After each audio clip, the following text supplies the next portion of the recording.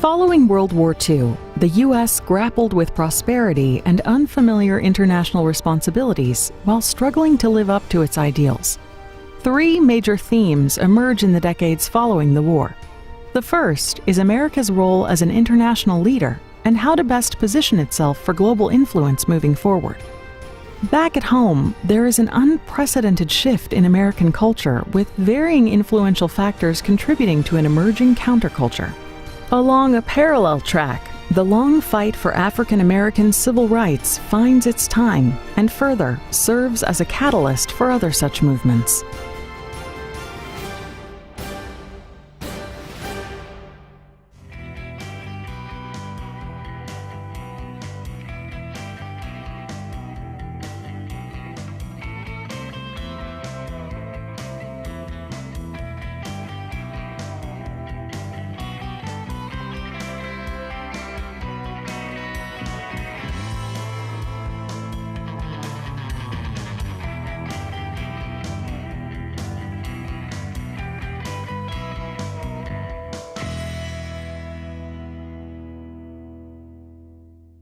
The end of World War II saw two major global powers emerge, each with its own politics and ideologies: the United States and the Soviet Union.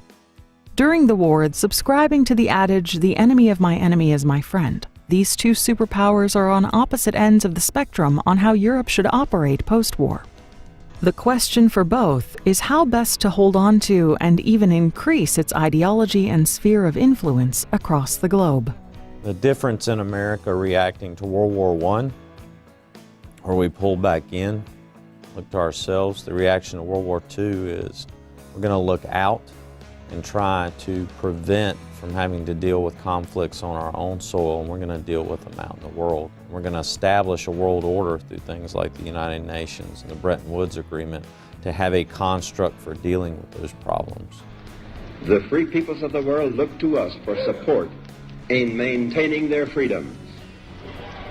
If we falter in our leadership, we may endanger the peace of the world, and we shall surely endanger the welfare of this nation. That helped lead to what we would call the Marshall Plan.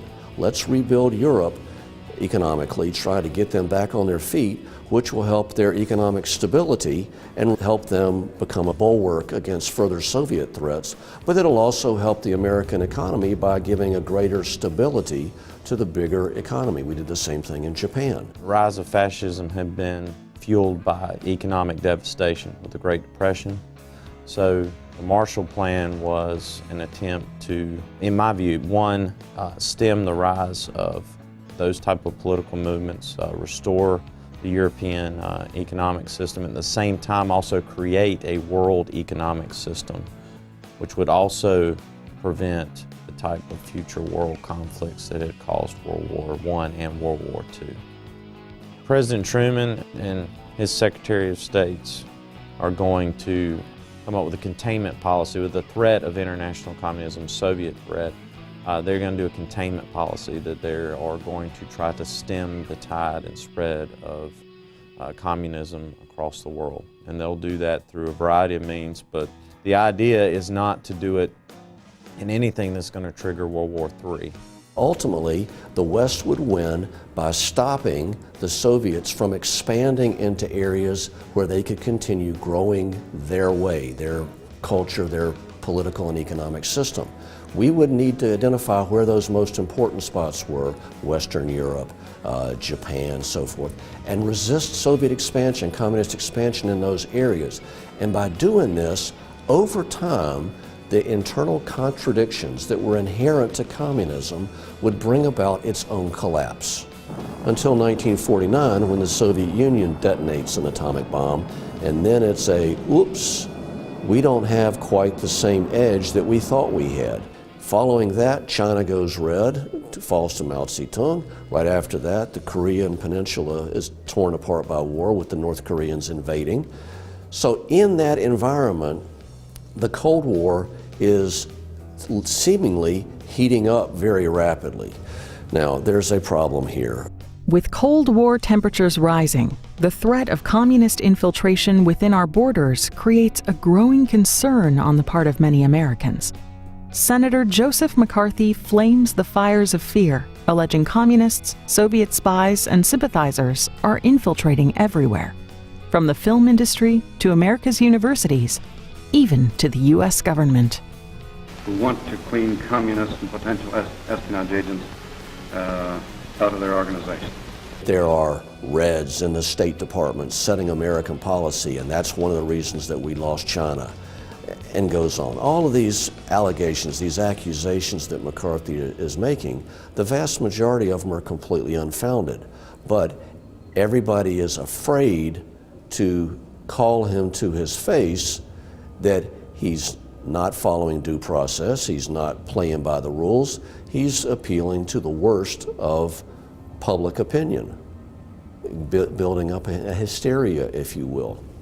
The thing that the American people can do is to be vigilant day and night to make sure they don't have communists teaching the sons and daughters of America. For the better part of 2 or 3 years in the early 1950s, smeared unjustly a large number of people and deprived them of anything associated with what we would call due process or the right to have a fair hearing with allegations. Ultimately, it turns to the Army's General Counsel, the head lawyer for the Army. I beg your pardon.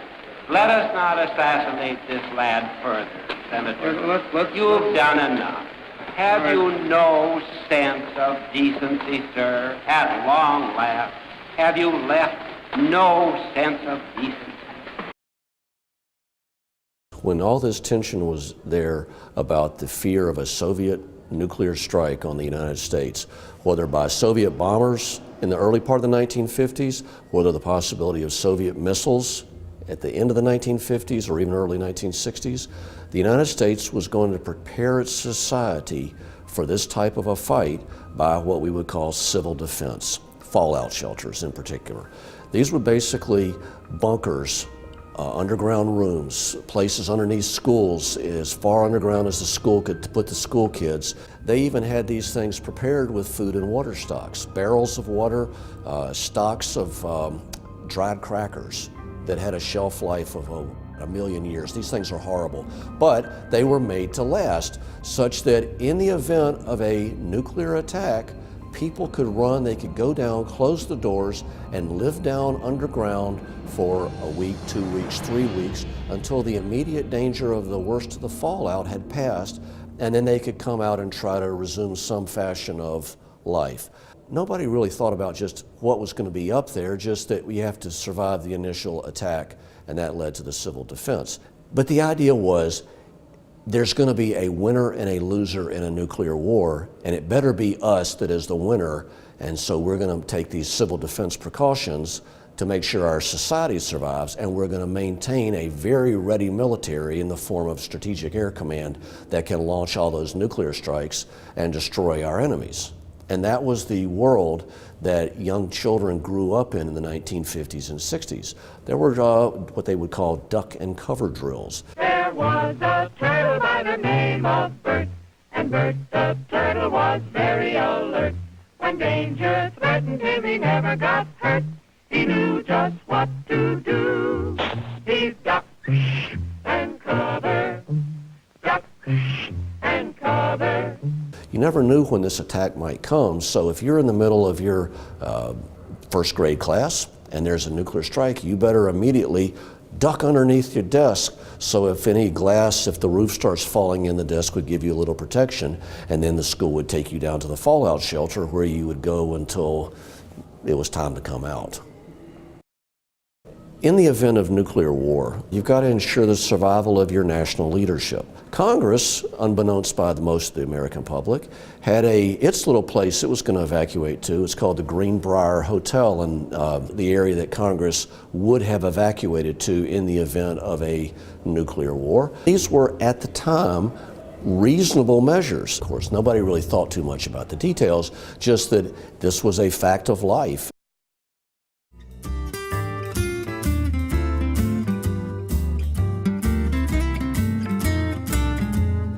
Teenagers of the early 1950s have little singular identity. Strict rules and structure are the norm. and America's young people are largely conservative conformists.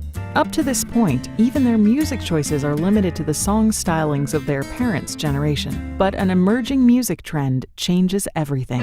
Dubbed rock and roll, Chuck Berry, Elvis, and the British influence of the Beatles and the Rolling Stones give teenagers of the 50s and 60s their own music, their own voice, and for many, create a form of teenage rebellion. All during this time of the 1950s and early 60s, we see what we would call a corporate outlook. The GMs, the IBMs, the General Electrics, the huge corporations, the company man, as it were.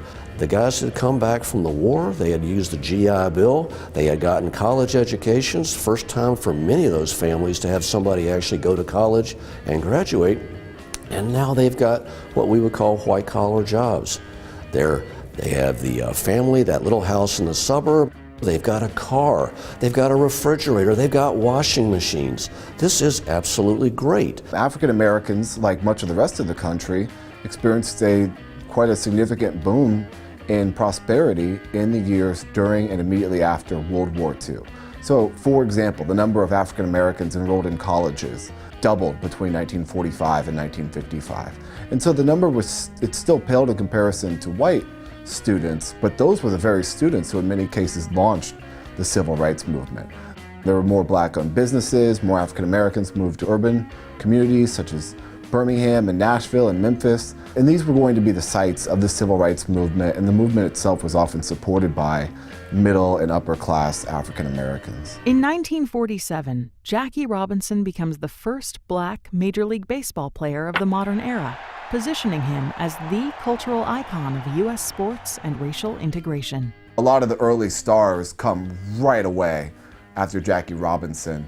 And so you get people like Ernie Banks and Hank Aaron and Willie Mays, who are transcendent players who I think this is really interesting in that it's hard to measure, but for a lot of people, that's how sort of American popular culture was desegregated. So in later years, we might get the Supremes and the Temptations and Aretha Franklin, but you might have an Ernie Banks baseball card, you're a 5-year-old white kid in Chicago, and that's the first time that you've ever had really a black hero, right? Or a black celebrity that you can sort of cheer for and identify with. And again, it's impossible to measure, but it seems to me that it was profoundly important. You can't have a pro sports team in some of these deep South cities like New Orleans where segregation is so restrictive that the players couldn't even be in the same locker room together. So, that's why you don't get the Atlanta Braves until after the Civil Rights Movement. We talk about the military being a force for change.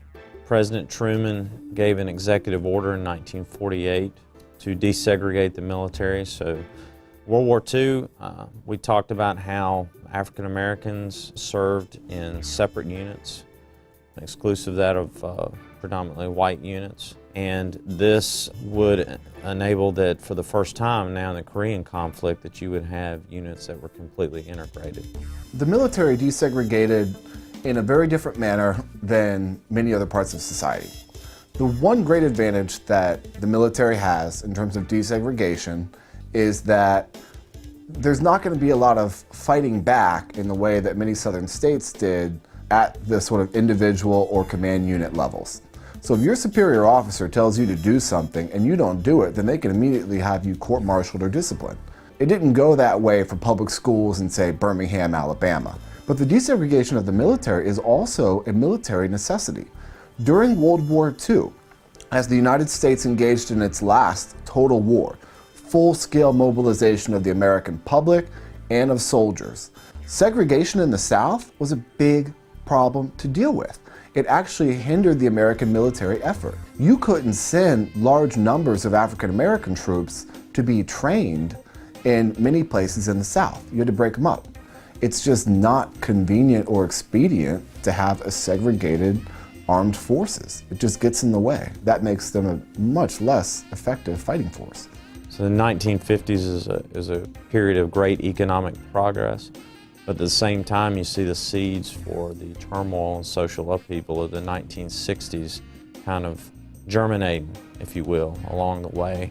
Brown versus Board of Education, these other decisions that are made in the 50s Oftentimes you see all the footage and it's just, really good time, post-war America, but there are those undercurrent social upheavals that are going to manifest themselves in the 1960s. And in hindsight now, you would look at it a little bit idealized, of everything was wonderful back then. Well, it wasn't.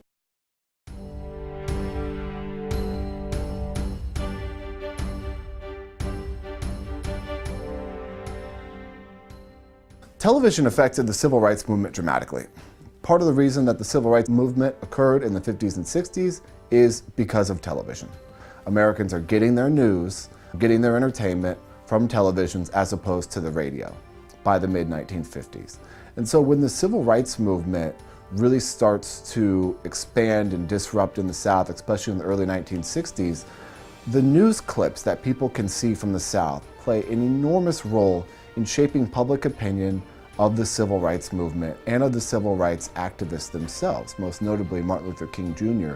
But what it shows people, especially outside of the South, that there is no moral ambiguity in Jim Crow.